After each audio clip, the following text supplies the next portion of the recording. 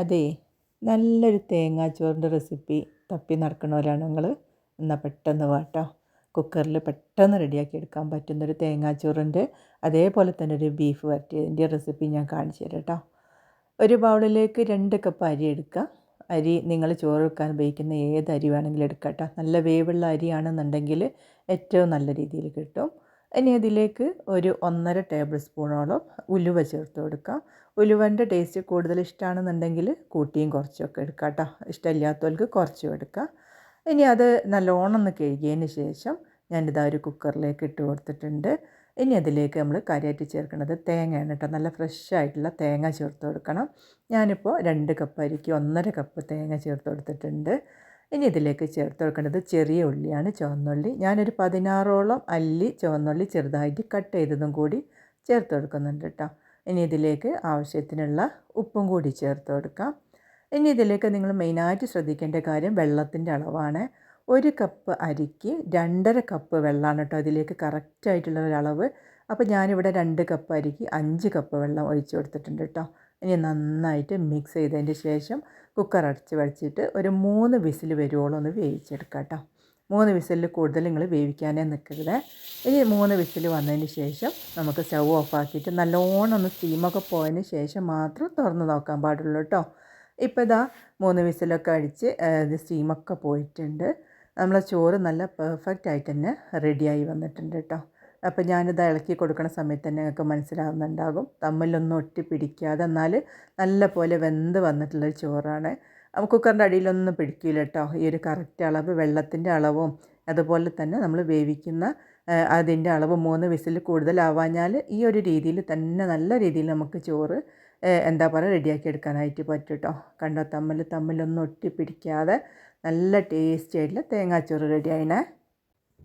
പിന്നെ തേങ്ങാച്ചോറൊക്കെ ബീഫ് വരട്ടിയതില്ലാഞ്ഞാൽ എങ്ങനെയല്ലേ. അപ്പോൾ അതിന് വേണ്ടിയിട്ട് ഞാനിത് ആ ബീഫ് ഒരു 1/2 കിലോ ബീഫ് കഴുകിയിട്ട് കുക്കറിലേക്ക് ഇട്ടിട്ടുണ്ട് കേട്ടോ. ഇതിലേക്കൊരു 10-12 അല്ലിയോളം ചുവന്നുള്ളിയാണ് കേട്ടോ. വലിയ ഉള്ളി ചേർത്ത് കൊടുക്കരുത്. അത് ഞാൻ ക്രഷ് ചെയ്തിട്ട് ഇട്ട് കൊടുത്തിട്ടുണ്ട്. ഒരു 2 ടീസ്പൂണോളം ഇഞ്ചി വെളുത്തുള്ളി പേസ്റ്റും കൂടി ചേർത്ത് കൊടുത്തിട്ടുണ്ട് കേട്ടോ. ഇനി ഇതിലേക്ക് ഞാനൊരു 1/4 ടീസ്പൂണോളം ഉലുവ ചേർത്ത് കൊടുക്കുന്നുണ്ട്. പിന്നെ ചേർക്കേണ്ടത് ഒരു 1/2 ടീസ്പൂണ് പെരിഞ്ജീരകത്തിൻ്റെ പൊടിയാണ്. ഇനി ഇതിലേക്ക് ഞാനൊരു 1/4 ടീസ്പൂണ് മഞ്ഞൾപ്പൊടിയും കൂടി ചേർത്ത് കൊടുക്കാം. പിന്നെ ചേർക്കുന്നത് കുരുമുളകിൻ്റെ പൊടിയാണ്. 1 ടേബിൾ സ്പൂണ് നിറയെ ചേർത്ത് കൊടുക്കുന്നുണ്ട് കേട്ടോ. ഇനി ഇതിലേക്ക് ആവശ്യത്തിനുള്ള ഉപ്പും കൂടി ചേർത്ത് കൊടുക്കാം. ഇനി വേണ്ടത് മല്ലിപ്പൊടിയാണ്. ഏകദേശം 1.5 ടേബിൾ സ്പൂണോളം മല്ലിപ്പൊടി ചേർത്ത് കൊടുക്കുന്നുണ്ട്. അതേപോലെ തന്നെ 1 ടേബിൾ സ്പൂണ് മുളക് പൊടി, സാധാ മുളക് പൊടിയാണ് കേട്ടോ ചേർത്തിട്ടുള്ളത്. ഇനി ഒരു 1/2 ടേബിൾ സ്പൂണോളം ഞാൻ ഗരം മസാല പൊടിയും കൂടി ചേർത്ത് കൊടുക്കുന്നുണ്ട്. ഇനി ഇതിലേക്ക് ചേർക്കുന്നത് വിനാഗറാണ് കേട്ടോ. നമ്മൾ സാധാരണ സുർക്കല്ലേ, അതും കൂടി ചേർത്ത് കൊടുക്കാം. ഈ സുർക്ക ചേർക്കുമ്പോൾ ബീഫ് നല്ല സോഫ്റ്റായിട്ട് കിട്ടും കേട്ടോ വെന്ത് വരുന്ന സമയത്ത്. ഇനി നല്ലോണം ഒന്ന് മിക്സ് ചെയ്ത് കൊടുക്കാം. കൈ വെച്ചിട്ട് നല്ലോണം ഒന്ന് തിരുമ്മിയിട്ട് പൊടികളെല്ലാം നല്ലോണം ഒന്ന് മിക്സാക്കി കൊടുക്കാം കേട്ടോ. ഇനി ഇതിലേക്ക് ഒരു അരക്കപ്പില്ല ഒരു 1/4 കപ്പോളം വെള്ളം കൂടി ഞാൻ ചേർത്ത് കൊടുക്കുന്നുണ്ട് കേട്ടോ. ഇനി ഇതാ ഞാനിത് കുക്കറിൽ അടച്ച് വെച്ചിട്ട് ഒരു 4-5 വിസിൽ വരുന്ന വരെ നമുക്കിതൊന്ന് വേവിച്ചെടുക്കാം. ഇപ്പോൾ ഇതാ ഒരു 4-5 വിസിലൊക്കെ വന്ന് സ്റ്റീമൊക്കെ പോയതിന് ശേഷം ഞാൻ ഓപ്പൺ ചെയ്യാണ്. ഇതാ ബീഫൊക്കെ നല്ലോണം വെന്ത് വന്നിട്ടുണ്ട് കേട്ടോ. ഇനി ഈ ഒരു രീതിയിലാണ് നിങ്ങൾക്ക് വേണ്ടതെന്ന് വെച്ചാൽ ഇങ്ങനെ തന്നെ വറവിട്ടെടുക്കാം. അതല്ല കുറച്ച് ഗ്രേവിയോട് കൂടിയാണ് വേണ്ടതെന്ന് വെച്ചാൽ ഈ ഒരു സമയത്ത് കുക്കറിലേക്ക് ഒരിത്തിരി വെള്ളം കൂടി ഒഴിച്ചിട്ട് ഇതിലേക്ക് ഒഴിച്ചിട്ട് ഗ്രേവി ആക്കിയിട്ട് എടുക്കാം കേട്ടോ. അപ്പോൾ ഞാനിത് വറവിടാൻ വേണ്ടിയിട്ട് ഒരു 2 ടേബിൾ സ്പൂൺ വെളിച്ചെണ്ണ ഒഴിച്ചിട്ടുണ്ട്. അതിലേക്ക് അരിഞ്ഞെടുത്തിട്ടുള്ള ചുവന്നുള്ളിയും കൂടി ചേർത്ത് കൊടുക്കാം. ഉള്ളി നല്ലോണം ഒന്ന് മൂത്ത് വരുന്ന സമയത്ത് ആവശ്യത്തിനുള്ള കറിവേപ്പിലയും കൂടി ചേർത്ത് കൊടുക്കാം കേട്ടോ. ഇനിയിപ്പോൾ നമ്മുടെ നേരത്തെ വേവിച്ചിട്ടുള്ള ബീഫ് ഇതിലേക്കൊന്ന് ചേർത്ത് കൊടുക്കാം. നിങ്ങൾക്ക് ഈ ഒരു രീതിയിലാണ് വേണ്ടതെന്ന് വെച്ചാൽ ഇങ്ങനെ തന്നെ എടുക്കാം.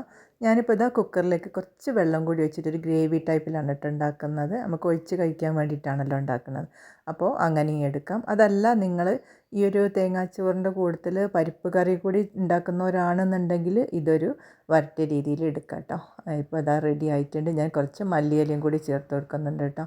ഇപ്പോൾ ഞാൻ സ്റ്റൗ ഓഫ് ആക്കിയിട്ടുണ്ട്. നല്ല സൂപ്പറായിട്ടുള്ള ബീഫ് കറിയാണ് കേട്ടത്. ട്രൈ ചെയ്ത് നോക്കാത്തവരൊന്ന് ഉണ്ടാക്കി നോക്കണേ. അപ്പോൾ ഞാൻ നേരത്തെ പറഞ്ഞ പോലെ സിമ്പിളല്ല ഉണ്ടാക്കിയെടുക്കാൻ വേണ്ടിയിട്ട്. നല്ല ടേസ്റ്റാണ്. ഒരു നാടനായിട്ടുള്ള ഐറ്റമാണ്. പിന്നെ പണ്ടത്തെ കാലത്തൊക്കെ വിരുന്നിനും വിശേഷത്തിനൊക്കെ ഉണ്ടാക്കിയിരുന്നൊരു റൈസ് റെസിപ്പിയും കൂടിയാണ് തേങ്ങാച്ചോറ്. അപ്പോൾ ഇന്നത്തെ വീഡിയോ നിങ്ങൾക്ക് എല്ലാവർക്കും ഇഷ്ടമായിട്ടുണ്ടാകുമെന്ന് വിചാരിക്കുകയാണ്. ഇഷ്ടമായിട്ടുണ്ടെന്നുണ്ടെങ്കിൽ തീർച്ചയായിട്ടും ഒന്ന് ലൈക്ക് ചെയ്യാനും എൻ്റെ ചാനലൊന്ന് സബ്സ്ക്രൈബ് ചെയ്യാനും മറക്കരുത് കേട്ടോ. അപ്പോൾ ഇൻഷാ അല്ലാഹ് അടുത്ത് തന്നെ നല്ലൊരു റെസിപ്പിയായിട്ട് വരാം. അതുവരേക്കും അസ്സലാമു അലൈക്കും.